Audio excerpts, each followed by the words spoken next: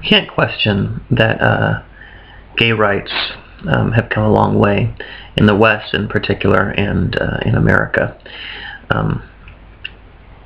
Recently, with our president's endorsement of the idea of marriage equality, which was very significant, very moving personally to me, but we have a long way to go. There are still states in this country passing extremely discriminatory laws, and all kinds of things happening all over the world. A law in Uganda that is considering the death penalty for homosexuality. In Iran, there were 4 homosexuals recently punished by death for their crime. And we've had, in the last few years, a rash of suicides among teens and young 20s especially. Again, in this country, one of those was very near where I live. A young man named Seth Walsh. He was 13 and relentlessly bullied for being gay. And he hung himself at 13. This was the impetus, of course, for the Dan Savage promotion, It Gets Better. Let's hope so. A mistake, I think, that many of us who support gay rights make is to act as if the religious argument is irrelevant. Many of us just hope in our hearts that the country will become increasingly less religious and at the same time increasingly more supportive of gay rights. I disagree. I think the religious argument needs to be met head on, and I think we need to state unequivocally that the religious argument from a religious point of view is weak. Now religion, and we're going to talk predictably mostly about Christianity, has been changed over the years, codified. This is hard for believers to admit or recognize. Current believers want to believe that everything they follow was handed down straight from the heavens by God. But of course there have been many human hands involved, and Christianity has gone through many permutations. During the early years of Christianity, it was suggested by the book Christianity, Social Tolerance, and Homosexuality, really important book in the early 80s. Marriage between men was recognized. The verses that are used to condemn homosexuality hadn't yet been scripturally codified or interpreted in that way. And as we discussed this, let's not forget that homosexuality is not a discussion of gay men. When the discussion is brought out in the abstract, people behave as if lesbians are an afterthought, but of course homosexuality refers to gay men and gay women. Most of the passages used in the Bible are about men. Starting from the beginning, there's a story in Sodom and Gomorrah, many are familiar with, where strangers were brought into a city. The strangers were angels, and the men of the city attempted to rape them. A show of power. I think that any honest reading of that would not read homosexual orientation, which is something that, of course, very conservative Christians don't believe in. But it was a show of power. It was rape as power, which happens frequently in prisons today. These men are not gay. They mean to demonstrate their power.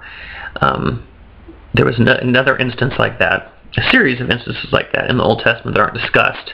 There's one in Jude where strangers are again brought into a city, and the men of the city attempt to rape them. But the prophet, that was their advocate, offered his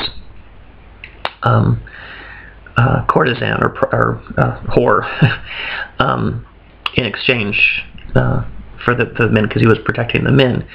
And the men of that city went ahead and had sex with the woman and killed her.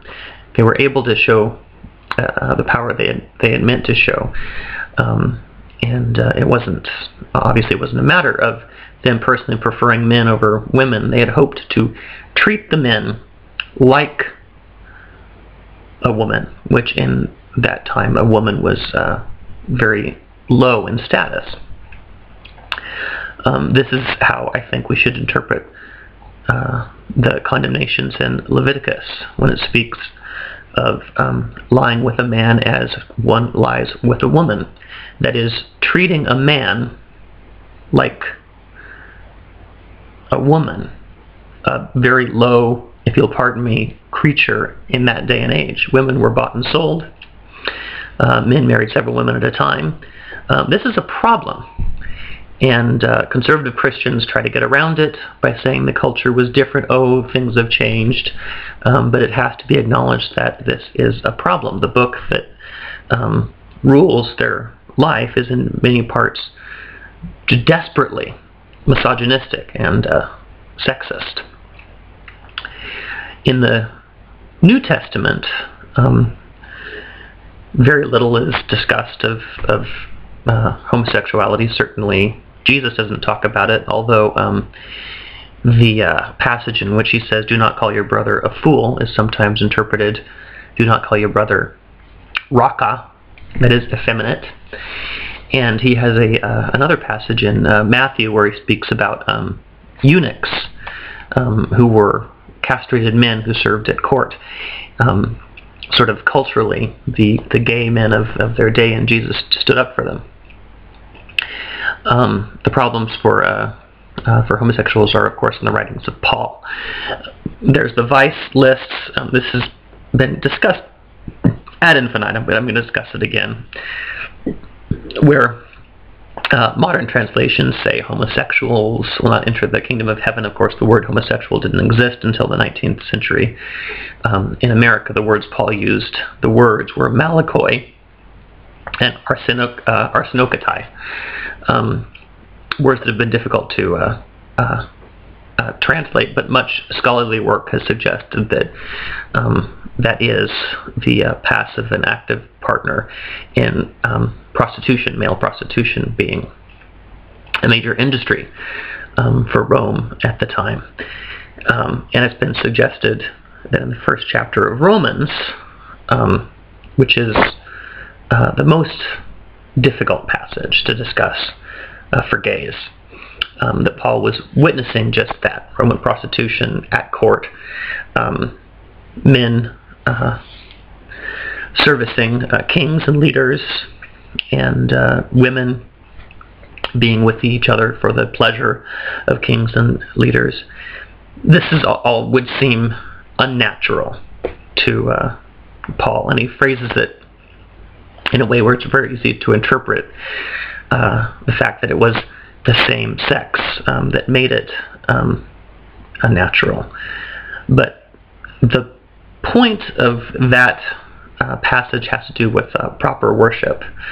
The suggestion has been made that Paul is saying people become gay because they don't worship God properly, which is absurd. So many churches I've been to where gays believe in God and have really devoted their life to Him. I mean, you look at the Catholic Church, a large percentage of the priesthood is gay. The Vatican shamefully scapegoated gays for the child abuse scandals, which is just evil in my mind. So you have all that, and you also have stories in the Bible where people of the same sex had a very close relationship that seems subtextually to be possibly homoerotic or homosexual. So the biblical case is a conflicted one, to say the very least. And I think that Christians who condemn homosexuals and use the Bible to that end are personally uncomfortable with the complexities of human sexuality. And the Bible is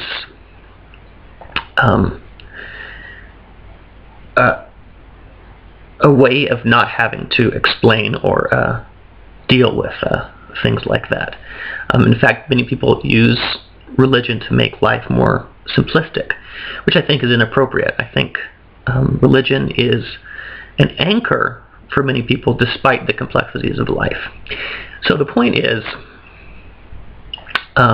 these things, and some of what I've said you've heard before, need to be repeated again and again, because the only case against gay rights, think about it, is a religious one. That's the only case. That's the only real reason why people oppose full equality for gay men and lesbians. And that needs to be challenged, and that needs to be challenged by people who know the Bible. And as that case dwindles, it'll be more and more difficult for conservative religious people to make all these straw man cases, which is what they do. So I hope this helps, and I hope others continue the fight. We're all people. We all need to be respected as people. And someday we'll really see the dream. Someday soon, I think.